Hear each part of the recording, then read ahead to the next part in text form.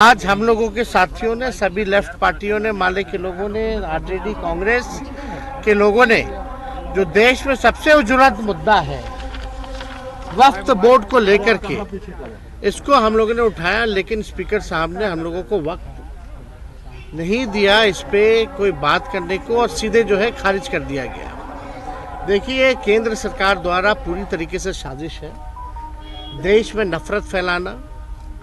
ये पूरी तरीके से जो वक्फ बोर्ड का जो बिल लाया गया है, ये असंवैधानिक बिल है और इसका विरोध हम लोगों ने पार्लियामेंट में भी किया, सड़कों पर भी करेंगे और बिहार में विधानसभा में भी हम लोग कर रहे हैं। किसी भी कीमत पर जो है ये बिल जो है असंवैधानिक बिल, इसको हम लोग पास होने नहीं देंगे।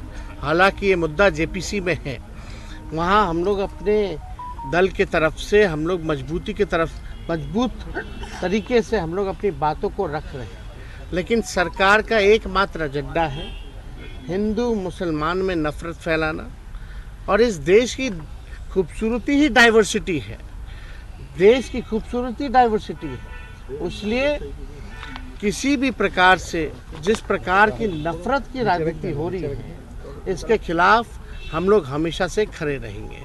दूसरी बात हम ये बताना चाहेंगे आप लोगों के समक्ष कि कल उप मुख्यमंत्री सम्राट चौधरी जी ने, जब हम आरक्षण की बात कर रहे थे, तो उन्होंने एक झूठा बयान दिया और असत्य कहना, झूठ कहना, उप मुख्यमंत्री को शर्म से डूब मरना चाहिए।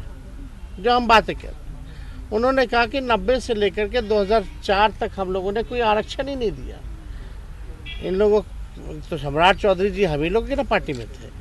पहली बार तो लालू जी ने इनको टिकट दे करके जिताए, मंत्री भी बनाए, वो क्या क्या हंगामा हुआ तो सब लोग जान रहा है।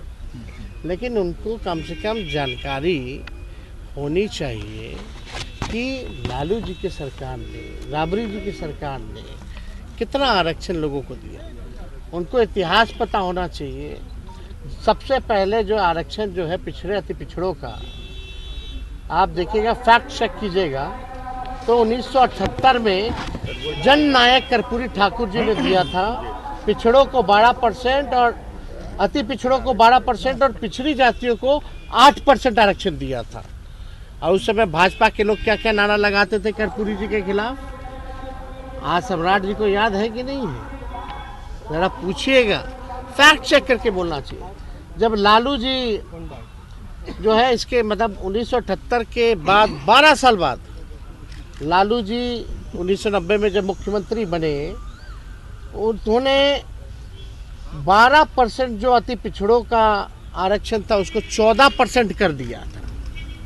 और ठीक उसके 10 साल बाद यानी 90 से 2000 में जब राबड़ी देवी जी प्रथम महिला मुख्यमंत्री जब मुख्यमंत्री बनी, झारखंड जब अलग हुआ, तो आप देखिएगा आरक्षण जो 14% जो अति पिछड़ों का था उसको बढ़ा करके 18% जो है करने का काम किया।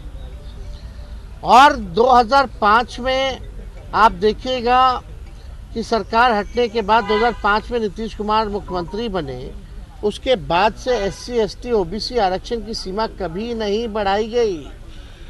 और ठीक कब बढ़ा? जब हमारी 17 महीने की सरकार थी। तो ये जानकारी होनी चाहिए। हम लोगों ने 65% किया पिछड़ों का, अति पिछड़ों का। यानी जब कर्पूरी जी ने शुरुआत की, लालू जी ने, राबड़ी देवी जी ने बढ़ाया, और जब हमारी महागठबंधन की 17 महीने की जब सरकार थी, तो हम लोगों ने 65% करने का काम किया। लोग कहते हैं पंचायती राज वाला, तो पंचायती राज वाला तो प्रस्ताव हम ही लोगों की सरकार ने, राबड़ी देवी जी की सरकार ने बनाया था। कोर्ट में फंसा हुआ था, बाद में कोर्ट से निरस्त हुआ तो मुख्यमंत्री जी ने लागू किया, जो पंचायतों में जो अति पिछड़ों का आरक्षण था।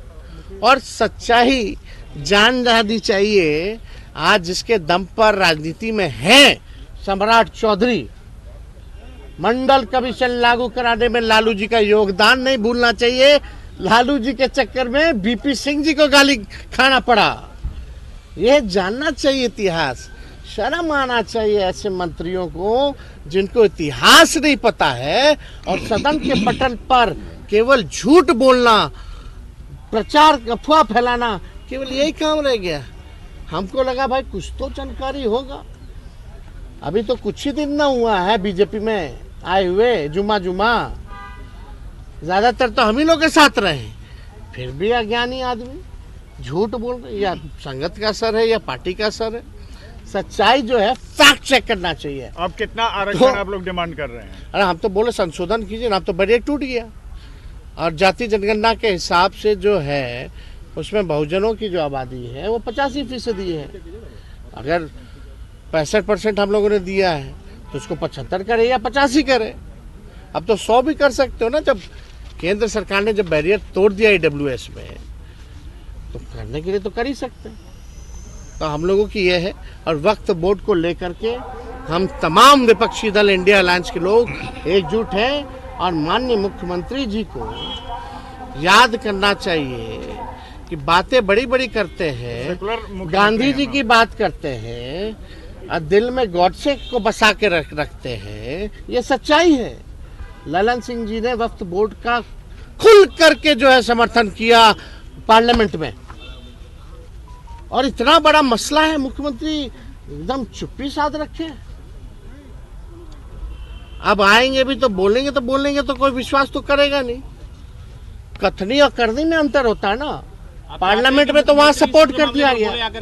अभी भी वक्त है नीतीश कुमार जी के पास कि किसी भी प्रकार से, अगर आप संविधान में विश्वास करते हैं मुख्यमंत्री जी, आप गांधी जी के विचारधारा में विश्वास करते हैं, तो किसी भी कीमत पे इस बिल का आप समर्थन मत कीजिए। हालांकि आपके नेताओं ने आपके निर्देश पे पार्लियामेंट में इसका समर्थन किया है।